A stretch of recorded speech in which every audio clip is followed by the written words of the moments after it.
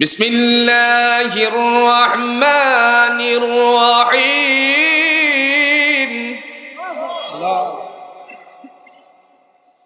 ওয়াল আসরি ইন্নাল ইনসানা লাফি খুসর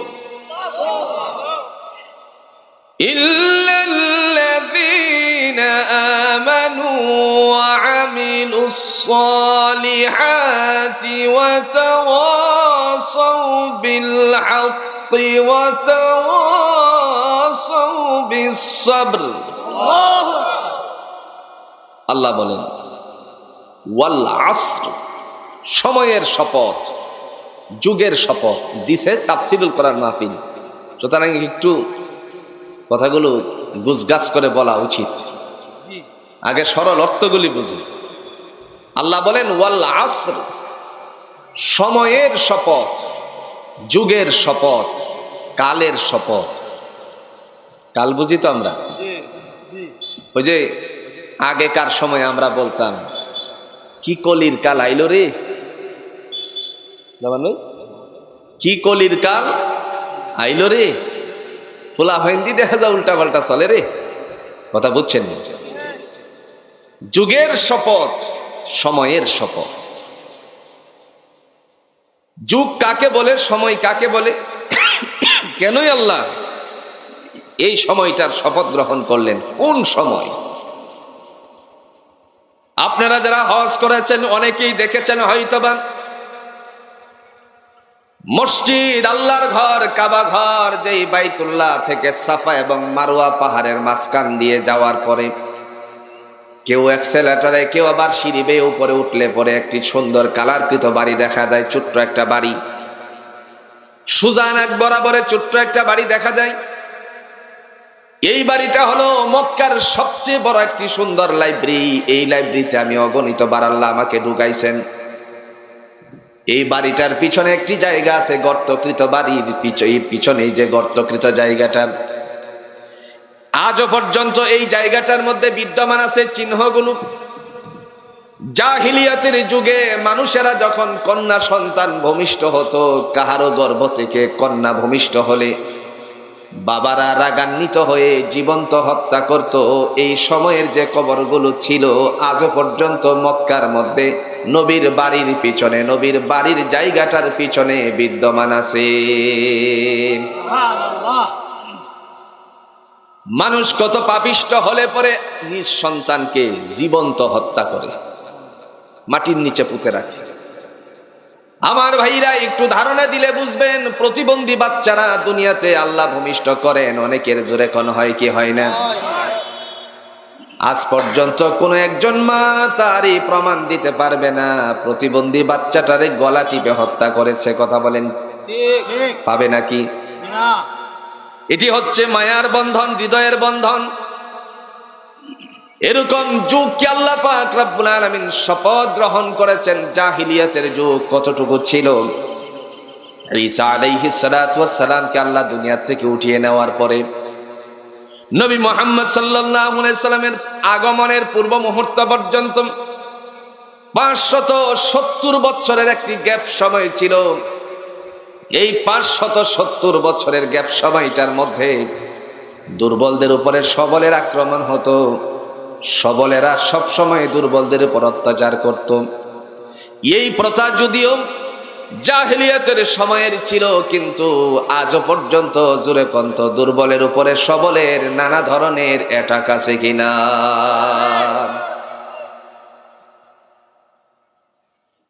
দুর্বলদের উপরে সবলদের আক্রমণ হতো। দাম্ভিকতার বহির প্রকাশ ঘটত, যারই কারণে অনেক সময় তারা নিষ্পেষিত হতো, যার ধারাবাহিকতায় আল্লাহ পাক রব্বুল আলামিন বলছেন। এই ধারাবাহিকতায় আল্লাহর ইশারা, তিনি বলেন সময়ের শপথ। 570 বছর এই গ্যাপ সময়টুকুর মধ্যে মানুষ কি করেছে দেখেন। রাসূলের একজন সাহাবী পরবর্তীতে মুসলমান হয়েছে। আল্লাহ পাক রব্বুল আলামিন তিনি যখন কোরআনের আয়াত অবতীর্ণ করলেন, অবতীর্ণ করার পরে যখন ডাক দিয়ে বললেন, সাহাবীদের মাঝে আল্লাহ পাক রব্বুল আলামিন ঘোষণা দিয়ে বললেন, বান্দারে শোনো, আল্লাহর রহমত থেকে নিরাশ হয়ে যেও না, দয়াময় তোমাদের উপরে রহম আর করম নাজিল করে দিবেন। সুবহানাল্লাহ। যার অংশ বিশেষ হচ্ছে লা তাকনাতু মির রাহমাতিল্লাহ, তোমরা আল্লাহর রহমত থেকে বঞ্চিত হয়ে যেও না। কথাটুকু বলার পরে আল্লাহর নবীর একজন বড় সাহাবী দাহিয়াতুল কলবি যার নাম, তিনি কাঁদতে কাঁদতে অস্থির হয়ে গেলেন। অস্থির হয়ে যাওয়ার পরে আল্লাহ পাকের হাবিব বললেন, তুমি কেন কাঁদছো রে দাহিয়া? নবীজি বললেন, কেন কাঁদতেছো? তিনি উত্তরে বলল, আমি তো বড় অন্যায় করে ফেলেছি, আমি কি করে আল্লাহর কাছ থেকে মুক্ত হতে পারি? আপনি বলেছেন আল্লাহর রহমত থেকে বঞ্চিত না হতে। নবীজি বললেন, কি এত বড় অন্যায় করেছো বলো তো শুনি। তারপরে বলল, আমার একজন কন্যা সন্তান ভূমিষ্ঠ হবে। কন্যা সন্তান হবে কি হবে না সেটা তো আগের জানা ছিল না, কারণ আল্ট্রাসোনোগ্রাফ ছিল না। আমার বিবি হামেলা ছিল। হামেলা থাকার পরে আমি যখন বণিক কাফেলাদের সাথে গেলাম, গর্ভবতী থাকা অবস্থায় বণিক কাফেলাদের সাথে যাওয়ার আগে বিবিরে ডেকে বললাম, বিবিরে যদি তোমার গর্ভ থেকে ছেলে হয় তাহলে তারে অনেক আদর করবা, সোহাগ দিবা, ভালোবাসা দিবা, যত্নের কোনো ত্রুটি করো না, যেন আমি তারে এসে ভালো দেখতে পাই। আর যদি কন্যা সন্তান হয় তারে জীবন্ত হত্যা করে ফেলবা। জোরে কন্যা আউযুবিল্লাহ বলে চলে গেল। দীর্ঘ বছর পরে যখন কাফেলার সাথে দেশে আসলো, প্রশ্ন হলো এটাই, ব্যবসা করার জন্য কি অনেক বছর ধরে বাইরে থাকে নাকি? একটু মুরব্বীরা আমার কথার সাথে এক হবেন। আমাদের দেশে একদল ব্যবসায়িক আসতো কাবুল থেকে, যাদেরকে আপনারা বলতেন কাবুলিরা। কথা বলেন ঠিক কিনা? কাবুলিরা যখন আমাদের দেশে ব্যবসা করতে আসতো 2-3 দিনের জন্য নাকি 6 মাস, 1 বছর, 2 বছরও কাহারও চলে গেছে। যার কাছে মাল বিক্রি করেছে এরকমও দেখা গেল যে সে মারা গেছে। আবার যখন আসলো পয়সা পায়, বলছে যে সে তো মারা গেছে। আমার টাকা না দিয়ে তুই মারা গেলি কেন রে? হাতে ছিল বেন্দা। ওর কবর কোথায়? কবরের পাশে গেছে, কারণ ওদের টেকনিক অনেক ভালো জানা ছিল। কবরের পাশে গিয়ে যখন লাঠিটারে উড়ালো কবরের মধ্যে আঘাত করবে, টাকা না দিয়ে মরলি কেন? তখনই তো সন্তানেরা দৌড়ে এসে বলবে, এই বেটা তোর বাড়ি কই রে? কয়েকটা টাকার জন্য আমার বাবার কবরে তুই আঘাত করবি? আউট। সেজন্য তারা টেকনিক অবলম্বন করেছে, তারপরে টাকাও পেয়ে গেছে। হয়েছে কি হয়েছে না? তো এরা আমাদের দেশে ব্যবসা করার জন্য এসেছিল সময় নিয়ে। হযরতে দাহিয়া তিনি যখন বণিক কাফেলাদের সাথে আসছেন দীর্ঘ বছর পরে, 2-3 বছর পরে, তখন এসে দেখলেন রাস্তার মধ্যেই সাক্ষাৎ হলো একজন কন্যা সন্তানের সাথে, অনেক সুন্দরী মেয়ে। মাথার মধ্যে হাত বোলালো, কপালে চুমু খেল। এরপরে আল্লাহ পাক রব্বুল আলামিনের বান্দা এবার ঘরে গেল, গিয়ে বলল, বিবিরে রাস্তার মধ্যে একটা অনেক সুন্দর মেয়েকে দেখে এসেছি, না জানি কার সন্তান, আমার অনেক ভালো লেগেছে। বিবি মনে মনে চিন্তা করলেন, মনে হয় তার ভালোবাসা সঞ্চার হয়ে গেছে। এরপরে বলল, আমাদের সন্তান কোথায়?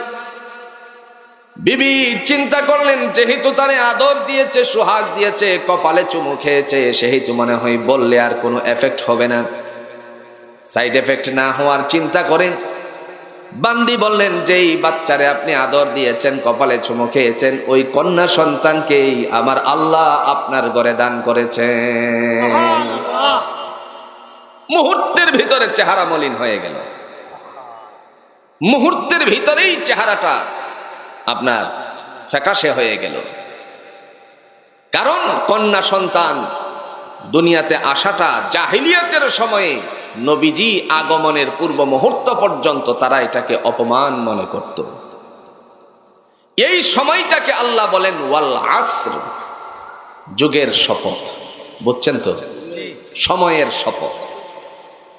ঘরে যাওয়ার পরে বিবি এই কথা বলার পরে সাথে সাথে চেহারা মলিন। কিছুক্ষণ পরে বলল, আমারে তুমি খাবার দাও। খাবার দিল। তারপরে বলল, মেয়েকে ডাকো। ডাকলো। এরপরে নিয়ে চললো। নিয়ে চলার পরে মেয়েকে নিয়ে এক জায়গায় উপস্থিত হয়ে গেল। সেই জায়গাটা হলো নবীজির বাড়ির পিছনে। আল্লাহ পাক রব্বুল আলামিনের বান্দা গর্ত করার সময়ে কন্যা সন্তান বললেন, আব্বু কেন এই জায়গাটার মধ্যে কষ্ট করে যাচ্ছেন? দাড়িতে ধুল লাগলো, সেগুলো দূরে সরিয়ে দিল। তারপর কিছুক্ষণ পরে গর্ত শেষ করার পরে উপরে উঠে মেয়েটারে ধাক্কা দিয়ে ফেলে দিয়েছে। আমার ভাইরা, আজও দুনিয়াতে এরকম পিতা আছে, যদিও ধাক্কা দেয় না, কিন্তু বিবির উপরে অনেক ধরনের টর্চারিং করে মানসিক ভাবে। 2-3 জন মেয়ে হলে পরে কেন ছেলে হয় না, তার জন্য বিবির উপরে অত্যাচার জোরে কোন আছে কিনা? এটা আমার বাস্তবতা থেকে আমি জানি। এ ভাগলপুর মেডিকেলের ইতিহাস। 2 জন মেয়ে হয়েছে, পরেরটাও সিজারে হয়েছে মেয়ে। এখন তাকে হসপিটাল থেকে আনতে যাচ্ছে না। জিজ্ঞেস করা হলো, কি ব্যাপার, তুমি তোমার বাচ্চাকে দেখতে যাচ্ছ না কেন? ও তো মেয়ে সন্তান জন্ম দিয়েছে। আচ্ছা বলেন তো, সন্তান জন্ম দেওয়া কাহারও পক্ষে সম্ভব? ছেলে মেয়ে জন্ম দেওয়া সম্ভব? দেন কে? আল্লাহ। আর জোরে কন্যা দেন কে? এরকম পিতারা বাংলাদেশে অহরহ আছে, হয়তো বা আপনাদের এই পশ্চিম ভিটি পাড়াতে না থাকতে পারে। মেয়েদের উপরে আদর নাই, সোহাগ নাই, ভালোবাসা নাই। ছেলেদেরকে সম্পত্তি ভালোটা কোন জমিন কোন ক্ষেতটা ভালো দেখে দেখে লিখে দিয়ে দেয়, আর কন্যা সন্তানকে বঞ্চিত করে এরকম বাবা আছে না নেই? আপনাদের আগেই ফুরিয়ে নিচ্ছি, ভিটি পাড়াতে না থাকতে পারে। প্রিয় ভাইয়েরা আমার, আল্লাহর জান্নাতের গন্ধ পাওয়া সম্ভব না। রাসূল বলছেন, তুমি তোমার দায়িত্ব আদায় করো, এ সন্তান তোমার জন্য আমি দিয়েছি। আল মাল ওয়াল বানুন, 2টা জিনিস হলো দুনিয়ার সৌন্দর্য, একটা হচ্ছে সম্পত্তি আর একটা হলো সন্তানাদি। আল্লাহ পাক এই সৌন্দর্যর সম্পত্তি আর সন্তানাদি আপনাকে দিয়েছেন, আপনার দায়িত্ব হলো সেটাকে হিস্সা আল্লাহর কোরআন অনুযায়ী বন্টন করে দেওয়া। হয়তোবা আপনার কাছে একজন ভালো করবে, আরেকজন মন্দ করবে, একজনের ইনকাম ভালো থাকবে, আরেকজনের ইনকাম কম থাকবে, কিন্তু এদিক সেদিক করার কোনো অথরিটি নেই। আমার ভাইরা, যে কথা বলছিলাম, আল্লাহ পাক রব্বুল আলামিনের হাবিবের কাছে বললেন, ইয়া রাসূলুল্লাহ, আমি সেই সময়টার মধ্যে আমার কন্যা সন্তানের আওয়াজ শুনতে পেয়েছিলাম, আমাকে অনেক আওয়াজ দিয়েছিল। বাবা বলে চিৎকার দিয়েছিল যেন তাকে ছেড়ে দেই, কিন্তু আমি সেই দিন তার উপরে কোনো দয়া করিনি। নবী গো, আপনি বলছেন সমস্ত গুনাহগুলো মাফ করে দিবেন। ওয়া ইয়াগফির লাকুম যুনুবাকুম জামিআ, আমারও গুনাহসমূহ যা আছে ঈমান আনয়ন করানোর কারণে গুনাহসমূহকে মাফ করে দিবেন। আমি যে এত বড় অন্যায় করেছি, আমার এই গুনাহটা মাফ হবে কিনা? রাসূল বলেন, দাহিয়ারে শোনো, দয়াময় আল্লাহ তাআলা তোমার ঈমান আনয়ন করার সাথে সাথে এই গুনাহটা, কুফরের হালতের গুনাহটারেও মাফ করে দিয়েছেন। আল্লাহ এই কারণে বলছেন ওয়াল আসর, সময়ের শপথ, যুগের শপথ। এই সময়টাই ছিল জাহেলিয়াতের যুগ। এরপরে ঘোষণা দিয়ে বলেন, ইন্নাল ইনসানা লাফি খুসর, নিশ্চয়ই মানুষ ক্ষতিগ্রস্ত, নিশ্চয়ই মানুষ ক্ষতিগ্রস্ত। এবার আপনাদের কাছে আমার জানার উদ্দেশ্য হলো, মানুষের মধ্যে জুরে কন্ত সাহাবীরা আছে কিনা? মানুষের মধ্যে নবীরা আছে কিনা? কোন মানুষের মধ্যে ওলিরা আছে কিনা? মানুষের মধ্যে তাবিন আছে, তাবে তাবিন আছে, আইম্মায়ে মুস্তাহিদিন আছে, মুসলমান আছে, হিন্দু আছে, খ্রিস্টান আছে, বৌদ্ধ আছে, সারাল আছে। সকল মানুষগুলোকে আমার আল্লাহ পাক রব্বুল আলামিন একত্রিত করে বলছেন নিঃসন্দেহে ক্ষতিগ্রস্ত। ইন্নাল ইনসানা লাফি খুসর, নিশ্চয়ই মানুষ ক্ষতিগ্রস্ত। আল্লাহর এই আয়াত অনুযায়ী যত দুনিয়াতে মানুষ আসছে সবাই ক্ষতিগ্রস্ত। এত বড় জুলুম তো আল্লাহ করতে পারে না। আল্লাহ বলেন, জেনে রাখো রে বান্দা বান্দি, তোমাদের মধ্যে 4 শ্রেণী ছাড়া সবাই ক্ষতিগ্রস্ত। 1 নাম্বার শ্রেণী হলো ইল্লাল্লাযিনা আমানু, যারা বিশ্বাস স্থাপন করেছে। জোরে বলুন, কার উপরে? কার উপরে? এই 4 শ্রেণী ছাড়া। 2 নম্বরে ওয়া আমিলুস সালিহাত, যারা নেক কর্ম করেছে। তিন নম্বরে ওয়াতাওয়াসাউ বিল হক, চার নম্বর ওয়াতাওয়াসাউ বিস সবর। যারা ওই মানুষগুলো ক্ষতিগ্রস্ত না, যারা ধৈর্য ধারণের জন্য উৎসাহ প্রদান করেছে, আবার সত্যের উপরে প্রতিষ্ঠিত থাকার জন্য তারা মুজাহাদা করেছে, সত্যের উপরে প্রতিষ্ঠিত থেকেছে। বিস্তারিত আলোচনার মধ্যে চারটা হলো, চার শ্রেণী ছাড়া সবাই ক্ষতিগ্রস্ত। কারা ক্ষতিগ্রস্ত এটাও তো আমাদের জোরে কন্ত জানা প্রয়োজনীয়তা আছে কিনা। বুঝলাম আল্লাহ চার শ্রেণী ক্ষতিগ্রস্ত না।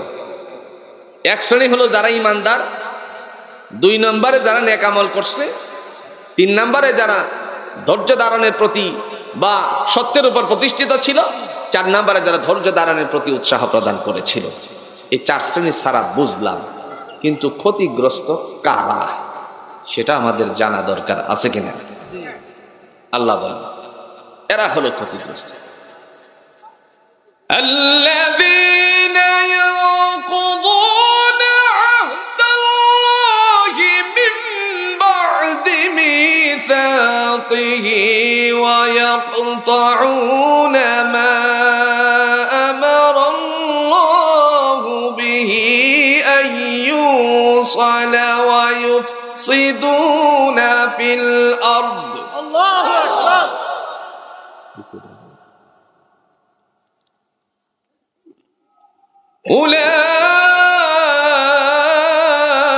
أولئك هم الخاسرون.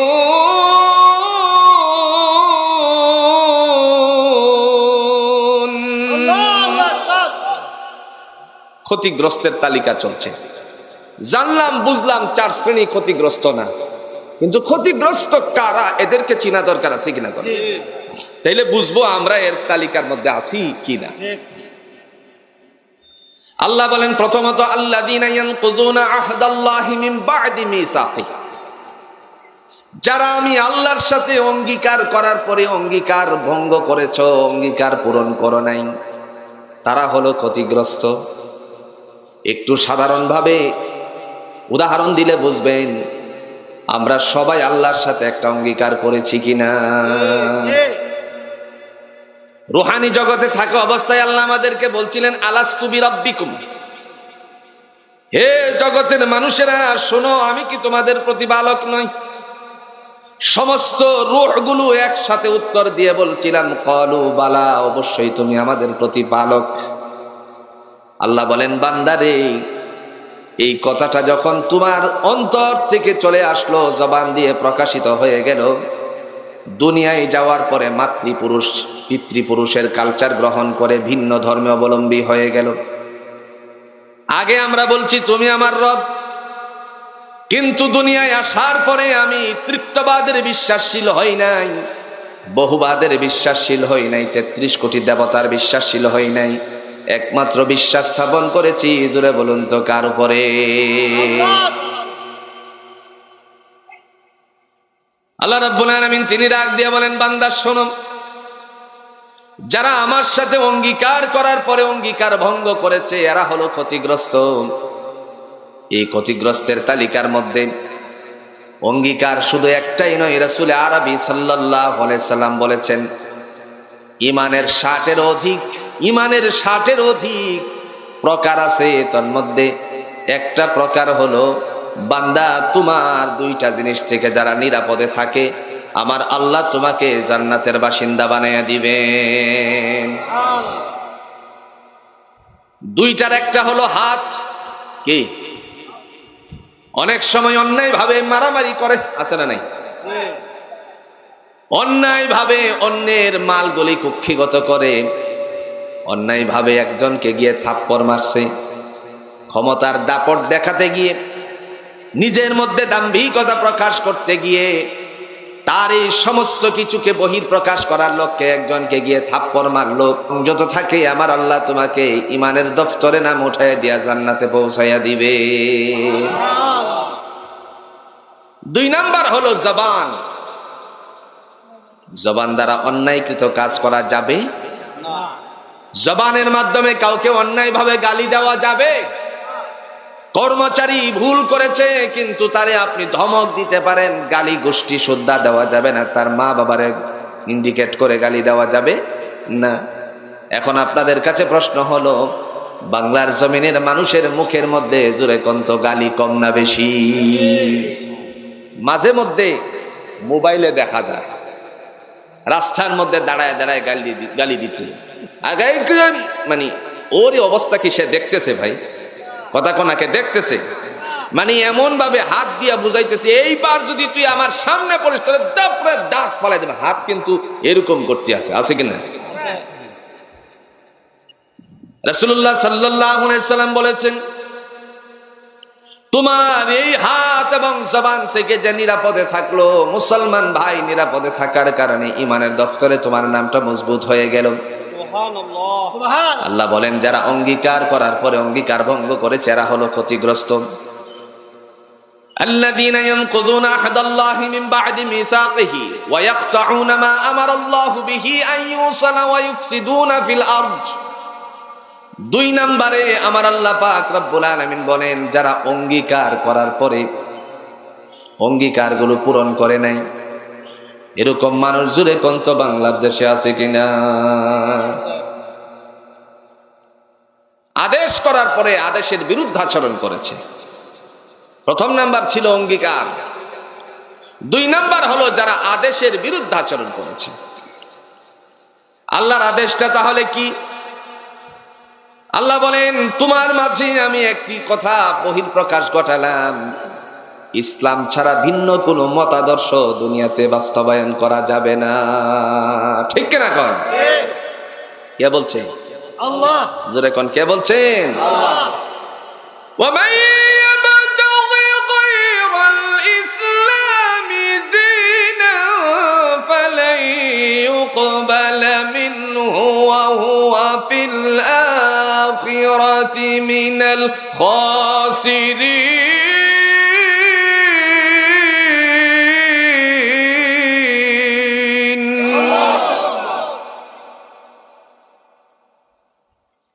ভাই সাটা খাওয়াইতেছেন? না না, আমারে না, আমারে না, আল্লাহর জন্য একটু আওয়াজটা পারবে তো ইনশাআল্লাহ। রাসূল বলেছেন, দ্বীনের জন্য যার আওয়াজ হয় আল্লাহ তাকে কবুল করেন। সুবহানাল্লাহ কইতেন না?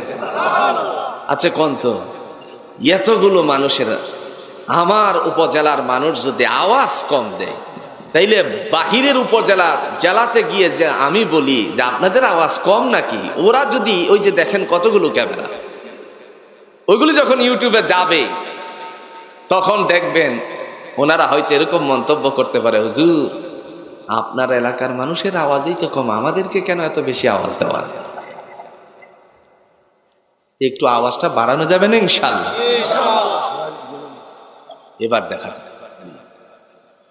ومن يبتغي غير الإسلام دينا فلن يقبل منه وهو في الآخرة من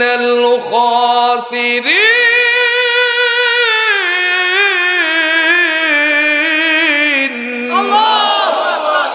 মারহাবা।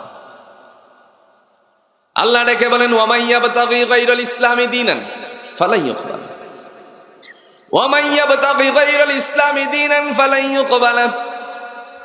ইসলাম ছাড়া যত মতাদর্শ আছে, একটা মতাদর্শ আমি আল্লাহর কাছে গ্র্যান্টেড না। তার মানে স্পষ্টতর এটাই হয়ে গেল, আল্লাহর মতাদর্শের বাইরে যারা তন্ত্র মন্ত্র দিয়ে তারপরে সমাজ গঠন করার চেষ্টা করে, নিঃসন্দেহে আল্লাহর কাছে সেটা কখনোই কবুল না। ঠিক না বলে?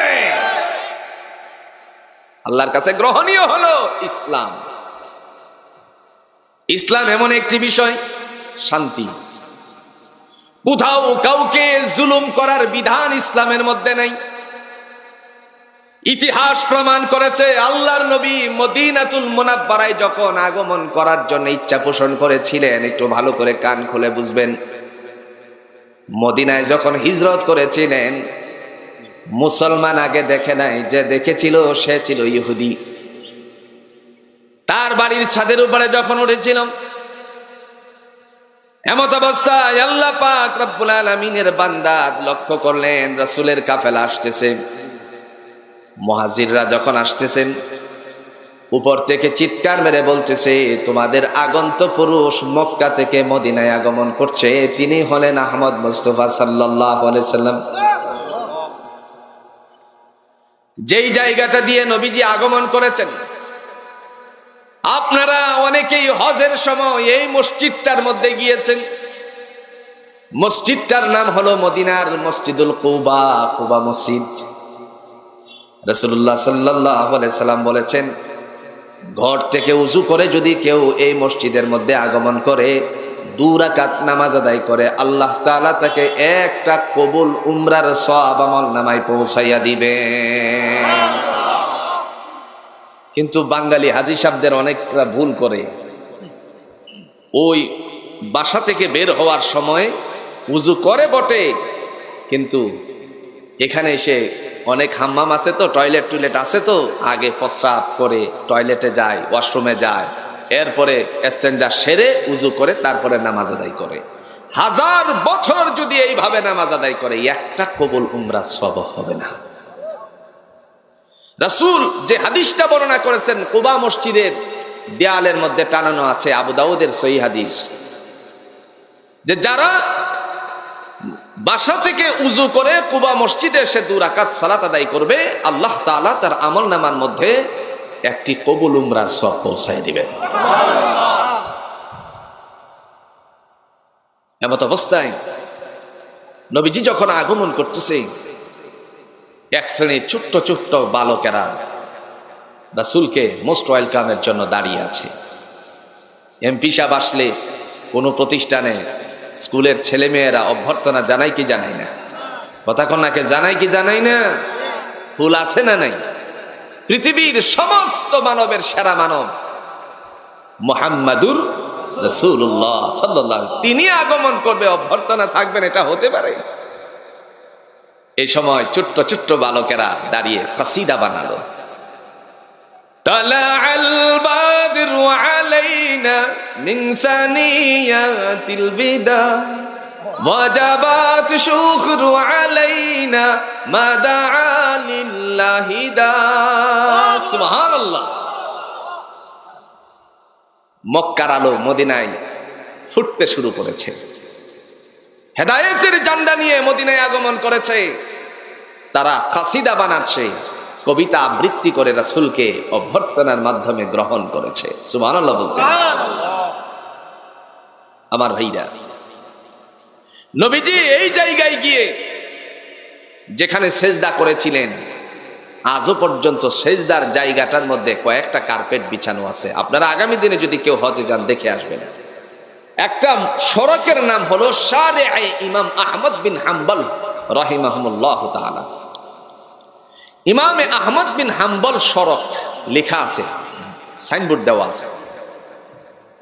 এইটা ধরে একটু সামনে গেলেই কয়েকটা কার্পেট বিছানো আছে। এই জায়গায় এসে আল্লাহ রাসূল সাল্লাল্লাহু আলাইহি সাল্লাম সেজদায় পড়ে আল্লাহর শুকরিয়া আদায় করেছিলেন। সুবহানাল্লাহ। আমার ভাইরা, রাসূলুল্লাহ সাল্লাল্লাহু আলাইহি ওয়াসাল্লাম তিনি যখন এখানে আগমন করলেন, অনেক সাহাবীরা মনে মনে আকাঙ্ক্ষা করলো আল্লাহ, এবং তারপরে বলতেছে নবীজির কাছে, রাসূল আমার বাড়িতে আগে আসেন। হিসাব যদি এলাকায় আসে, খাস মুরিদরা চিন্তা করে আমার বাড়িতে আগে আসুক হুজুর। কথা কোন ঠিক কিনা? যখন এই অবস্থা হয়ে গেল, রাসূলুল্লাহ সাল্লাল্লাহু আলাইহি ওয়াসাল্লাম তিনি নীরব, আর একজন দূরে বসে বসে নবীকে আবদার করে না, করতেছে কার কাছে? একটু জোরে কর না, কার কাছে? নাম ছিল ওনার আবু আইয়ুব আনসারী রাদিয়াল্লাহু তাআলা আনহু। রাসূলকে যখন এই আবদারটুকু জানালো, অনেক সাহাবীরা আমার বাড়িতে আসেন, আমার বাড়িতে আসেন। আর আবু আইয়ুব আনসারী তিনি বলতেছেন, আল্লাহ তোমার হাবিবকে আমার ঘরে দাও। আর এটা ছিল আল্লাহর পক্ষ থেকে ইশারা। সুবহানাল্লাহ বলছেন। মসজিদে নববীতে তিনি যেই জায়গাটার মধ্যে শায়িত আছেন, সাহাবীদের সামনে যেখানে দাঁড়িয়ে খুতবা দিতেন, আজও পর্যন্ত খুতবার জায়গাটা আছে। হাজিরা হজ করতে গেলে ছোট্ট একটা জায়গার মধ্যে 2 রাকাত নামাজ আদায় করার জন্য ব্যাকুল হয়ে যায়, মনে মনে চিন্তা করে রাত 2টার সময় যাব যাতে ভিড় কম থাকে। আরো হাজারো আল্লাহর বান্দা চিন্তা করলো রাত 2টার সময় যাব যাতে করে ভিড় কম থাকে। 2টার সময় গিয়েও দেখা যায় আগের মতনই ভিড় জমা হয়ে আছে। অনেক সুন্দর সুন্দর কালারকৃত বাতি ফিটিং আছে, লিখা আছে লা ইলাহা ইল্লাল্লাহু মুহাম্মাদুর রাসূলুল্লাহ সাল্লাল্লাহু আলাইহি ওয়াসাল্লাম। এই জায়গাটার মধ্যে কার্পেটটা হলো সবুজ, বাকি মসজিদে নববীর সমস্ত কার্পেটগুলো হলো লাল। যতগুলো জানালা আছে আমি প্রত্যেকটা জানালাকে ঘুরে ঘুরে দেখেছি, লিখা আছে লা ইলাহা ইল্লাল্লাহু মুহাম্মাদুর রাসূলুল্লাহ। আর প্রত্যেকটা দরজার উপরে লিখা আছে উদখুলুহা বিসালামিন আমিন, প্রবেশ করো শান্তির ঘরে। জোরে কন্যা সুবহানাল্লাহ। প্রিয় ভাইরা আমার, এমত অবস্থায় আল্লাহর নবী সাল্লাল্লাহু আলাইহি সাল্লাম যখন মসজিদে নববীতে যে জায়গাটা আছে এখানে গেলেন, সাহাবীদের উদ্দেশ্যে তিনি পরবর্তীতে বলছিলেন, যারা এই জায়গাটার মধ্যে 2 রাকাত নামাজ আদায় করবে সবুজ কার্পেটের জায়গার মধ্যে, আমার আল্লাহ তার আমলনামার মধ্যে সে যেন জান্নাতের টুকরার মধ্যে নামাজ আদায় করছে। রাসূলের বাড়ির মধ্যে অনেকগুলো তাফসীর আছে। রাইসুল মুফাসসিরিন ইবনে আব্বাস রাদিয়াল্লাহু তাআলা এর একটা তাফসীর আছে, আমি এর মধ্যে দেখেছি যেই জায়গাটার মধ্যে কার্পেট সবুজ, এই জায়গাটাকে বলা হয় রিয়াদুল জান্নাহ। রিয়াদুল জান্নাহর তলদেশে নিচের দিকে গেলে পরে কিয়ামতের ময়দানে আমার নবীর হাতে যে আল্লাহ সৌভাগ্য দান করবেন, জোরে বলুন তো এই পেয়ালাটা কিসের পেয়ালা হবে? কাউসারের পেয়ালা। এই কাউসার, হাউজে কাউসার হলো এই কূপটাই হলো সুজা রিয়াদুল জান্নাহর নিচে। আমার ভাইরা, সাহাবায়ে ইকরামদের মাঝে আল্লাহর নবী বললেন, আবদার, সবাই তো আবদার করেছে আমার ঘরে আসুন, আমার ঘরে আসুন। নবীজি যদি বলে না তোমার ঘরে যাব না, তোমার ঘরে যাব না, তার ঘরে যাব, সাহাবীরা মন খারাপ করতে, কারণ তারা হলো মক্কা থেকে আগমন করেছে আর ওরা হলো নসরতকারী আনসার সাহাবী। এমত অবস্থায় আল্লাহর নবী সুন্দর করে একটি ঘোষণা দিয়েছেন আনসারী সাহাবীদের মাঝে, যাদের মাঝে ঘোষণা দিয়ে বললেন, আমার উটটা যেই বাড়ির সামনে গিয়ে বসবে সেই বাড়িটার মধ্যে আমি মেহমান হয়ে যাব। কত টেকনিক! ইসলাম কত সুন্দর আদর্শ শিক্ষা দিয়েছে। কারণ একজন একজন করে আবদার করাটা তো স্বাভাবিক, কিন্তু নবীজি এই কথার জবাবে বললেন, আমার উট যেই বাড়ির সামনে গিয়ে বসবে সেই বাড়িটার মধ্যে আমি যাব। আজও পর্যন্ত সেই বাড়ির চিহ্নটা আছে, অনেকেই চিনে না। 2টা মত আছে, তার মধ্যে প্রসিদ্ধ মত হলো যেই জায়গাটার মধ্যে রেখে তারপরে হাজি কিংবা এলাকার মানুষের জানাজা আদায় করে, এর বাহিরে একটা পিলার আছে, ওই পিলারটার মাঝখানে 2টা কিংবা 3টা আপনার এরকম ডেক্সির মতো দেওয়া আছে। আগামী দিনে কেউ যদি যান সেখানে যাবেন। এই জায়গাটা এখানেই ছিল হযরত আবু আইয়ুব আনসারী রাদিয়াল্লাহু তাআলা আনহুর বাড়ি। বাড়ির জায়গাটাকে চিহ্ন করা রাখার উদ্দেশ্যে এরা এইভাবে বলে দিয়েছে। রাসূল বলেন, মসজিদে নববীতে 7টা জায়গা, 11টি জায়গা আছে মসজিদে নববীতে দোয়া কবুলের। তোর মধ্যে একটা জায়গা হলো আবু আইয়ুব আনসারী রাদিয়াল্লাহু তাআলা আনহুর বাড়ি। এই জায়গায় বসে বসে কেউ যদি আল্লাহর কাছে প্রার্থনা করে, আল্লাহ আমি অনেক বিপদে পড়ে গেছি, বিপদ থেকে মুক্ত করো, অসুস্থ হয়ে গেছি, অসুস্থতা থেকে তুমি মুক্তি দান করো, মহা মুসিবতের মধ্যে আছি, আল্লাহ তুমি মুসিবত উদ্ধার করো। আবার অশুভনীয় দোয়া করলে কবুল হবে না। মদিনায় বসে বসে, এই বাড়ির সামনে বসে বসে যদি কেউ বলে আল্লাহ বাংলাদেশে গিয়ে ব্যাংক লুট করতে চাই, কবুল হইব নি? কথা কন্যাকে হইব নি? শুভনীয় দোয়া করলে পরে আমার আল্লাহ পাক সেই দোয়াকে কবুল আর মঞ্জুর করে দিবেন। আমার ভাইরা, যেই কথা বলার উদ্দেশ্য, চারটা দফা সেই জায়গায় আল্লাহ নবী ঘোষণা দিয়েছিলেন। চিন্তা করলেন আজকে আমরা এখানে এসেছি, এই জায়গাটার মধ্যে আসার পরে আমাদের বিরুদ্ধাচরণ হবে, ইহুদিরা আমাদের বিরুদ্ধাচরণ করবে। নবীজি এগিয়ে বললেন, আমরা তোমাদের মাঝে ঘোষণা দিতে চাই, তোমরা আর আমরা আজকে মিলিত হয়ে এই এলাকার মধ্যে বসবাস করতে চাই। এই এলাকার মধ্যে বসবাস করতে গিয়ে বহির শক্তি যদি আমার এই দেশের মধ্যে আক্রমণ করে, আমরা প্রতিহত করার জন্য সম্মিলিতভাবে আক্রমণ করব। তোমাদের উপরে কেউ যদি আক্রমণ করে, আমরা মুসলমান তোমাদেরকে রক্ষা করব, তোমাদের জন্য নিজেরা জানবাজি রাখবো। আর আমাদের উপরে যদি কেউ আক্রমণ করার চেষ্টা করে, অপমান করার চেষ্টা করে, তোমরাও এদেশের শান্তিগামী হিসাবে আমাদের উপরে তোমরা এইভাবে সহযোগিতা করবা, আমাদের সাথে মিলিত হবা। সাহাবীদের সামনে নিয়ে এই কথা চিন্তা করলেন। নবীজি আরো চিন্তা করলেন, অর্থনীতি অবস্থানে যে দুর্বলতা দেখা দিয়েছে, অর্থের অবস্থা যেভাবে নাজুক, দারিদ্রতা মানুষকে গ্রাস করে ফেলেছে, রাসূল বললেন, নিজেরাও খাবা, অপরজনকেও খেতে দিবা। একটা খাজুর যদি তোমার ভাগ্যে আসে, তোমার পাশের ভাই না খেয়ে আছে, তুমি অর্ধেক খাবা আর তোমার ভাইকে অর্ধেক দিয়ে দিবা। এই শান্তির কথাগুলো যদি গোটা বিশ্বের মধ্যে আজও পর্যন্ত বিদ্যমান থাকতো, দারিদ্রতা কখনো আমাদেরকে ছোঁয়া দিত না। এখন আমরা যারা পাই শুধু তারাই খাই, কথা কন না কেন? যারা পাই তারাই শুধু খায়, আর যারা পাই না তারা তো খাওয়ার কোনো প্রশ্নই আসে না। যার একটি বহিঃপ্রকাশ আপনারা দেখেছেন, এগুলি হলো রাজনৈতিক বিষয়, এটা আমাদের কথা বলা না। কত টাকা ভিটা বাড়ির জন্য বরাদ্দ হয়েছে, কিন্তু এমনও বাড়ি হয়েছে উঠার আগেই ভেঙে পড়ে গেছে, কথা কন না কেন? এখন বলেন তো, এই টাকাগুলি যার বাড়ি সে খাইছে নাকি অন্যরা খাইছে? যারা পাইছে তারাই খেয়ে শেষ করে গেছে। আর ওদেরকে একটু মাথাটারে সুন্দর করে ঠেকিয়ে বাড়িটার মধ্যে থাকার ব্যবস্থাও হলো না। এরকম অবস্থাও আছে না নাই? প্রিয় ভাইরা আমার, গোটা বিশ্বে যদি এই আদর্শটা থাকতো, তাহলে গোটার বিশ্বের মানুষ সোনার মানুষে পরিণত হয়ে যেত। আমরা যদি এই অঙ্গীকার করি, আমার এই সোনার বাংলাদেশে লাল সবুজের পতাকার দেশটাকে যারা নস্যাৎ করতে আসবে, ধ্বংস করার জন্য পায়তারা করবে, পরিকল্পনা করবে, দল মত নির্বিশেষে, জাতি বর্ণ সবকিছু নির্বিশেষে আমরা সকলে আবারও এই দেশটাকে রক্ষা করার চেষ্টা করব। এই চিন্তা যদি মানুষের মাথায় থাকে, জোরে কন্ত কোনো জুলুম বাজারা এই জায়গার মধ্যে জুলুম করতে পারবে নাকি? কোশ্চিনকালেও না। কারণ আমরা তো ভালো না।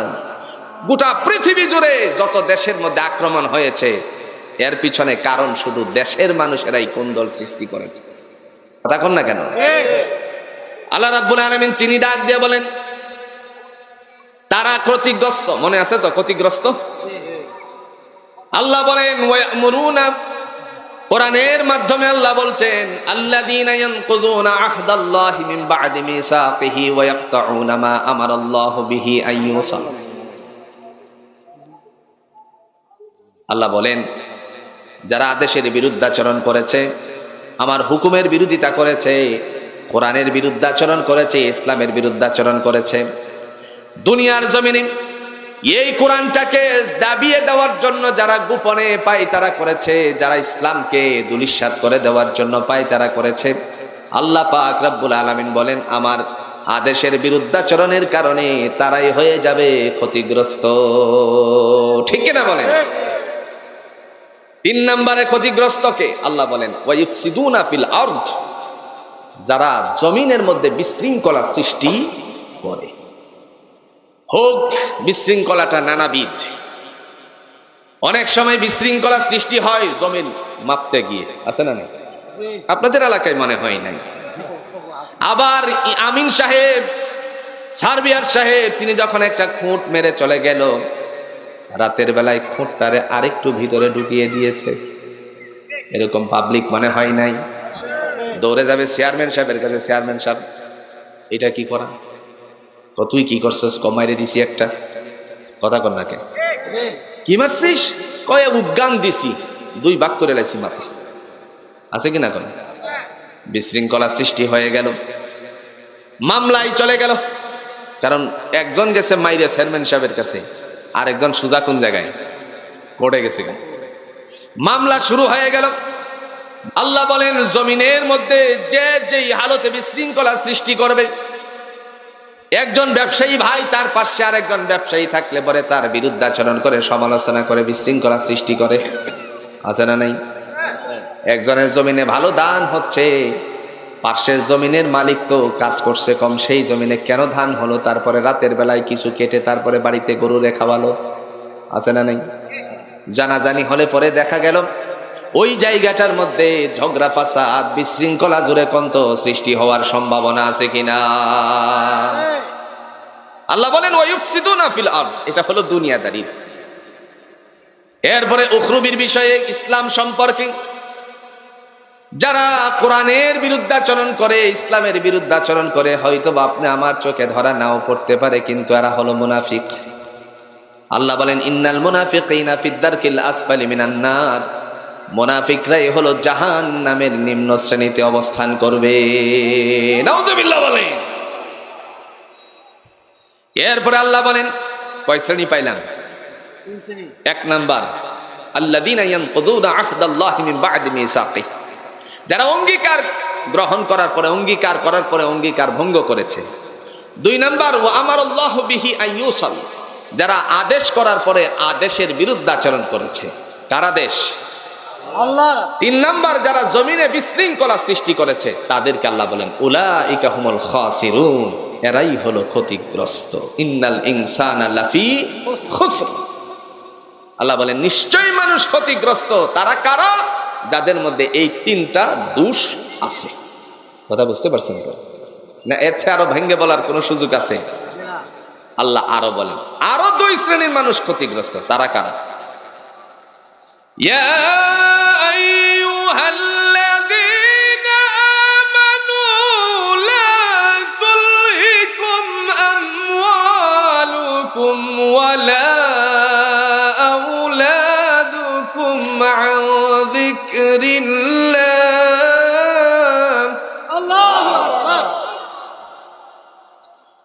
ওয়া মান ইয়াফআল যালিকা ফাউলাইকা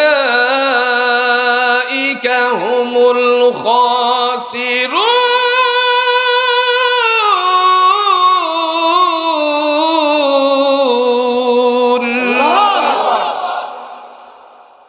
আল্লাহ বলেন হে বিশ্বাসীরা, ইমানদারেরা, আগে তো তিন শ্রেণীর মধ্যে ছিল ব্যাপক ইজনাম, সমষ্টিগতভাবে আল্লাহ বুঝিয়েছেন। এখন ইমানদারদেরকে আল্লাহ বলতেছেন পার্সোনালি। আল্লাহ বলেন ইয়া আইয়ুহাল্লাযীনা আমানু, হে ইমানদারেরা, হে বিশ্বাসীরা, লা তুলহিকুম, তোমাদেরকে যেন ধ্বংস না করে দেয়, আমওয়ালুকুম, সম্পত্তি। বুঝতে পারছেন? বুঝেন নাই?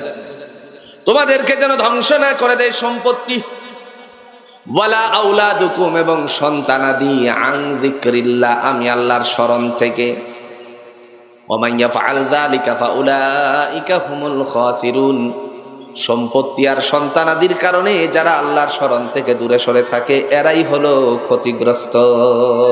ঠিক কিনা বলেন? কে বলছেন? আল্লাহ। ইন্নাল ইনসানা লাফি খুসর, এই এতটুকুর বয়ান চলছে। আল্লাহ রাব্বুল আলামিন বলেন যারা সম্পত্তির মোহে পড়ে আমি আল্লাহকে ভুলে গেছি, একটু ধারণা দিলে বুঝবেন। দারিদ্রতার সময় পার করেছে, দীর্ঘ বছর পর্যন্ত দারিদ্রতার সময় পার করার পরে কিছু সম্পত্তি ছিল, বিক্রি করে একটা ছেলেরে বিদেশে পাঠিয়ে দিল। বিদেশে পাঠিয়ে দেওয়ার পরে আল্লাহ পাক রব্বুল আলামিনের বান্দা গিয়ে অনেকটা ভালো করেছে, পজিশন ভালো, সিঙ্গাপুর গেছে, 1 লাখ টাকা বেতন ছিল, কি ছিল না? 1 লক্ষ টাকা বেতন পাওয়ার পরে চিন্তা করলো আমার আরেকজন ভাই দেশের বাড়িতে লেখাপড়া ছেড়ে দিয়েছে, ওটু পাশের সময় শেষ হয়ে গেছে ইনশাআল্লাহ। আমার ভাইরা অনলাইনে পড়াশোনার জন্য যতই চাপ দেওয়া হলো, কিন্তু অনলাইনের শিক্ষকরাই অনেক ভুল করছে। ঠিক না? কোন এইবার আমরা চিনছি শিক্ষক যে কি মানে। বুঝুন, অনলাইনে পড়াশোনা যখন শুরু হয়েছে, ফিউচার লেখছে, ফিউচার ইংরেজিতে বানান করছে, ঠিক আছে, কথা বুঝছেন? পরে এটারে মিলাতে গিয়ে বলছে ফটো রে, কথা বুঝেন নাই? ইউটিউবে আছে, দেখে নিবেন। কি আশ্চর্য ধরনের অবস্থা! এতে করে বোঝা গেল আর্থিক সহযোগিতার মাধ্যমে যারা চাকরি নিছে, মেধাওয়ালাদেরকে পিছনে ফেলে দিয়ে এরা শিক্ষকতার আলো নিয়েও অশিক্ষিতের ছোঁয়া তাদের অন্তরে লেগে রয়েছে।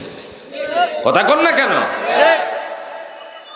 আমার ভাইরা, মেধাকে মূল্যায়ন করতে হবে। যেই খাতে মেধা সম্পন্ন হবে তাকে এই খাতেই মূল্যায়ন করতে হবে, তাহলে দেশ উন্নত হবে, জাতি উন্নত হবে। আর যদি বিশৃঙ্খলা হয়, পশ্চিমকালেও তার উন্নতি আসা সম্ভব না। আমার ভাইরা, বিদেশে থাকা অবস্থায় সে ছেলে চিন্তা করলো, আমার ভাইটা তো দেশে থেকে থেকে বান্ডামি করতেছে, বান্ডামি বুঝি তো, আরে দুষ্টামি করতেছে। বাপেরে ফোন দিছে, আব্বা কই গেছে? হ্যাঁ, দেশ হালে বাইরে হইছে। বুঝছেননি, আমাদের দেশের কথা ভাষাগত দিক থেকে বলছি, আঞ্চলিক ভাষা। আবার আপনারা ইউটিউবার যারা আছেন ওটারে সুন্দর করে দিয়েন না, এইবার শুরু হয়েছে, মানে এমন সুন্দর, একটা টিপ না দিয়া যাইতো না। আলহামদুলিল্লাহ, আল্লাহ এদেরকে কোরআনের জন্য কবুল করুক। আমিন। অন্য ভিন্ন পথে না গিয়ে কোরআনের জন্য তারা দৌড়াচ্ছে, গোটা জাতির কাছে ইসলামটাকে পৌঁছিয়ে দেওয়ার জন্য তারা অগ্রসর হচ্ছে। আল্লাহ তাদেরকে কবুল করুক। আমিন। প্রিয় ভাইরা, ফোন দিয়ে বলছে, আব্বা কই গেছে? যে কই গেছে, এর দেহা কি আমি পাই নাকি? সহালে বাইর হইছে, কথা বুঝছেন না? সহালে বাইর হইছে, কিতা একে খেলা আইছে। হ্যাঁ, একটা কিতা দেখছি ওতখানি লাম্বা লইয়া গেছে, এইটা লইয়া বাইর হইছে যে সহালে, আর কোনো খবর নাই। তখন মা শূন্য কইতাছে, আর এটাও বুঝো না?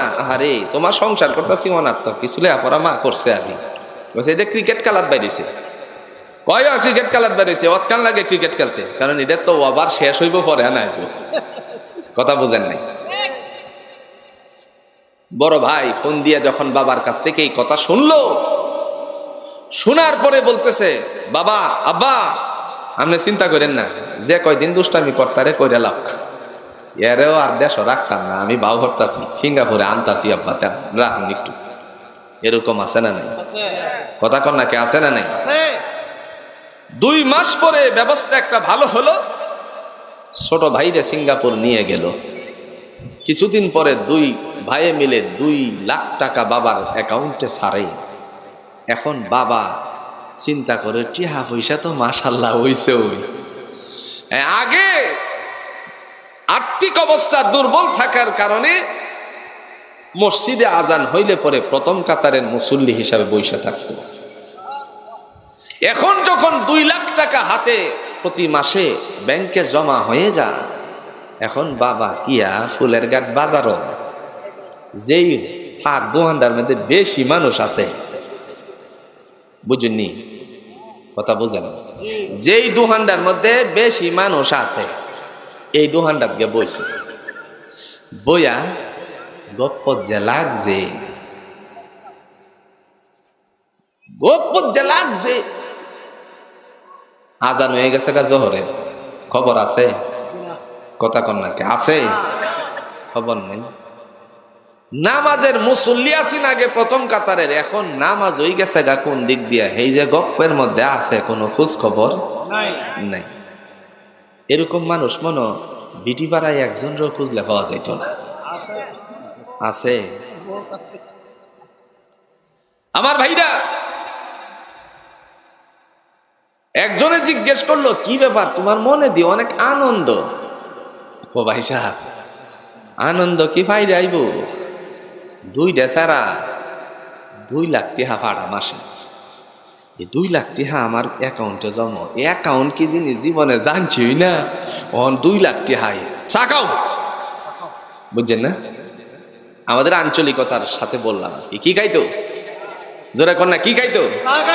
চা খাও। দোয়া হইল আমার ফুলাইন দিল লাগিয়া, আমার ফুতাইন দিল লাগিয়ে দোয়া হইল। এরা বালা বালা আছে আলহামদুলিল্লাহ কইতে। এখন ভালো আছে, টাকা পাঠাচ্ছে 2 লাখ। আগে ছিল প্রথম কাতারের মুসল্লি, এখন তার মসজিদের জায়গা নাই। কথা বুঝেন নাই? এই কথাটাই আল্লাহ বলছে, ইয়া আইয়ুহাল্লাযীনা আমানু লা তুলহিকুম আমওয়ালুকুম ওয়ালা আওলাদুকুম আন যিকরিল্লাহ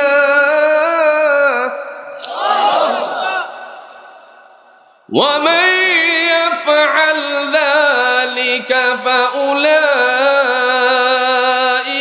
هم الخاسرون।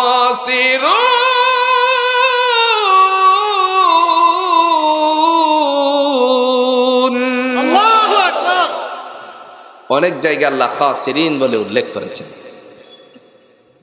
যাদেরকে ঈমানদার শোনেরা করি, আমি আল্লাহ তোমাদের সম্পত্তি দিলাম, সন্তানদেরকে সুস্থ রাখলাম, বিদেশে যাওয়ার ব্যবস্থা করে দিলেন কে? আল্লাহ। জোরে কন্যাকে আল্লাহ। অনেক টাকা পয়সা পাঠালো, এরপরে প্রথম কাতারের মুসল্লি এখন মসজিদেও নাই। আল্লাহ বলেন, যারা সম্পত্তির কারণে আমি আল্লাহ থেকে দূরে সরে আসো, জেনে রাখো রে বান্দা বান্দি, কিয়ামতের ময়দানে কঠিন মুসিবতের দিনে আমি আল্লাহ তোমার থেকে জবাব নিব। দুনিয়াতে একটা সূরা দিছিলাম যার নাম ছিল সূরাতুল আসর। এই সূরার মধ্যে আমি বলছিলাম, ইন্নাল ইনসানা লাফি খুসর, নিশ্চয়ই মানুষ ক্ষতিগ্রস্ত। কারা ক্ষতিগ্রস্ত তাদের তালিকা অন্য অন্য সূরার ভিতরে আমি উল্লেখ করে বলছিলাম, সম্পত্তি পাওয়ার কারণে যারা আমার স্মরণ থেকে দূরে সরে গেছো, খবরদার তোমাদেরকে যেন ধ্বংস না করে দেয় সম্পত্তি, এরা ক্ষতিগ্রস্ত। 2 নম্বরে ওয়ালা আওলাদুকুম, যারা সন্তানাদি পাওয়ার পরে আল্লাহর স্মরণ থেকে দূরে সরে যায়। ঠিক কিনা কোন? প্রশ্ন হলো, সন্তান পায়া আল্লাহ স্মরণ থেকে কেমনে দূরে যায় একটু বুঝাই। এই অবস্থাটা সবচেয়ে বেশি মা বোনদের, একটু ধারণা দিলে বুঝে আসবে। এই অবস্থাটা হলো মা বোনদের। ডান কাটা লাগছে নি, এই যে বিছানো আছে, ডান কাটা আসেনি। এখন শৈত্য প্রবাহ শুরু হয়ে যাবে সামনের দিন থেকে। রোদ নাই, বৃষ্টি যদি কয়েক ফোঁটা পড়ে, তখন উঠানের ধানগুলো একবার ঘরে নিল, আবার আকাশের মধ্যে একটু রোদ দেখা গেল, ঠাস করে ঘর থেকে এবার ধানগুলো উঠানের মধ্যে আনলো। কয়েকবার এইভাবে ঘরের ভিতরে নেওয়া আসা করার সময় হঠাৎ করে আল্লাহরে গালি দিয়া বলে, মাইল্লে খোদা। নাউজুবিল্লাহ। নাই মনে এটা বেটে না আপনার আর পশ্চিম বিডি পাড়াতে একজনও নাই, সব নবারে পড়ছে।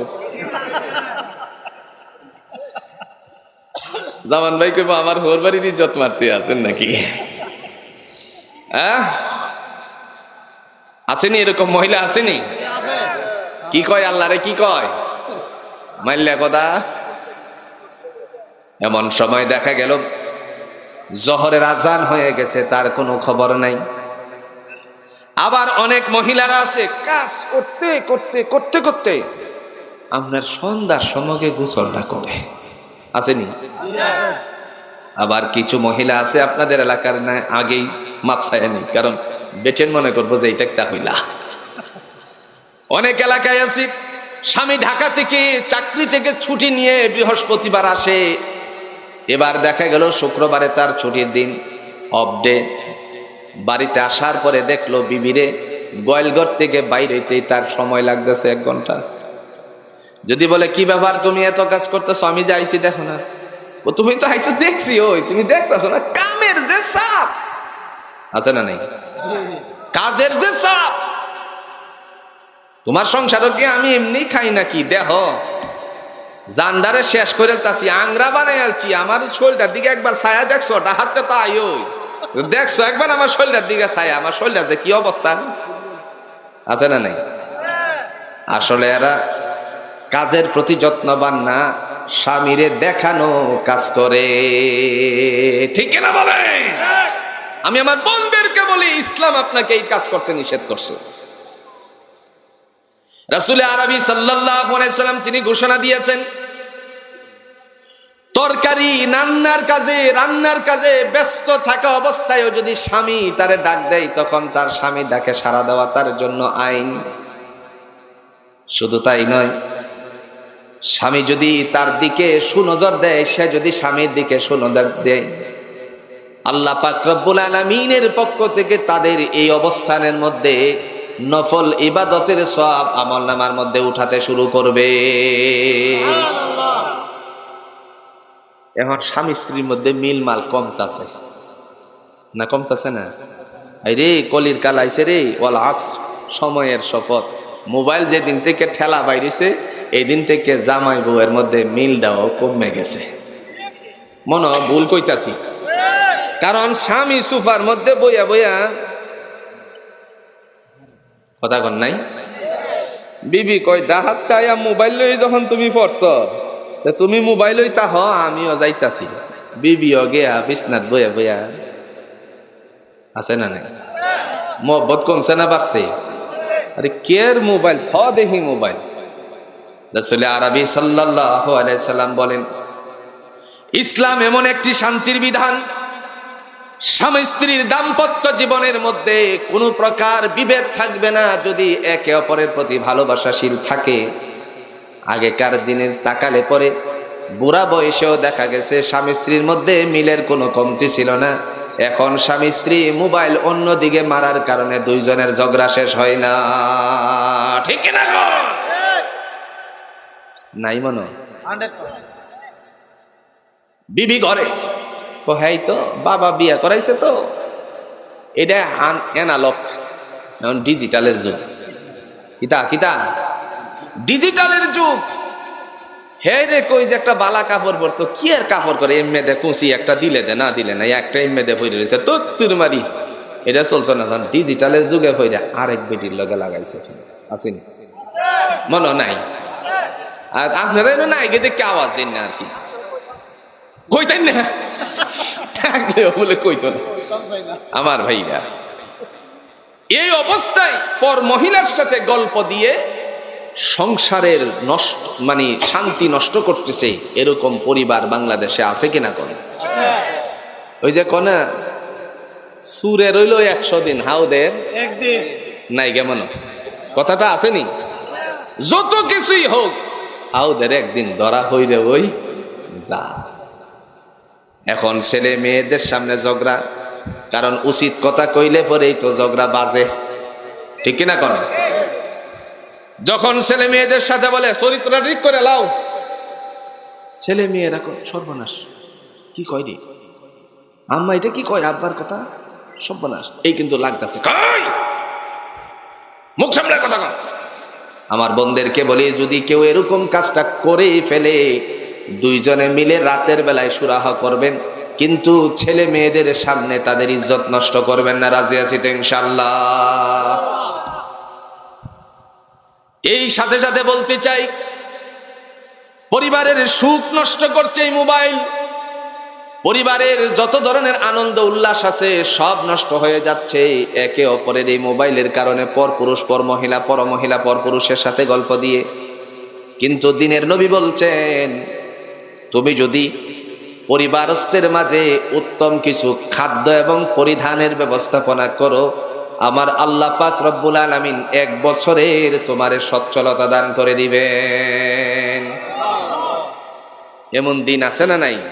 দিবসগুলির মধ্যে আল্লাহ রাসূল বলছেন, এখন বিবির আইনে দেনা বালা একটা কাপড়, কিন্তু বালা 30 পিস লইয়া জায়গা আরেক কান আসেনি? আল্লাহ বলেন, ইন্নাল ইনসানা লাফি খুসর, নিশ্চয়ই মানুষ ক্ষতিগ্রস্ত। তারা কারা? যারা সম্পত্তি পাওয়ার পরে সম্পত্তিটারে ভিন্ন খাতে ব্যয় করছে। আর একটা সম্পত্তি বেশি হয়েছে পরে মাত্রাছে কি বোতল আসেনি? এখন বোতল কমে গেছে, ট্যাবলেট আছে মানে না। মাদকাসক্তির বিরুদ্ধে গভর্নমেন্টের পক্ষ থেকে নানা ধরনের কৌশল অবলম্বন করে যাচ্ছে, কিন্তু বিন্দু পরিমাণ কাজ আসতেছে। এর পিছনে আমি মনে করি একটাই কারণ, আমরা আল্লাহর কোরআনের দিক নির্দেশনা ছাইড়ে দিছি। যদি আল্লাহর কোরআনের দিক নির্দেশনা থাকতো তাহলে এদের শাস্তি প্রয়োগ করা হতো। জিনার শাস্তি যদি কোরআন দিয়ে দেওয়া হতো, ফাজলিদু কুল্লা ওয়াহিদিন মিনহুমা মিয়াতা জালদা, তাহলে দেখা গেল 100 বেত্রাঘাত করলে পরে ব্যভিচার দেশের থেকে উঠে গেল বইলে।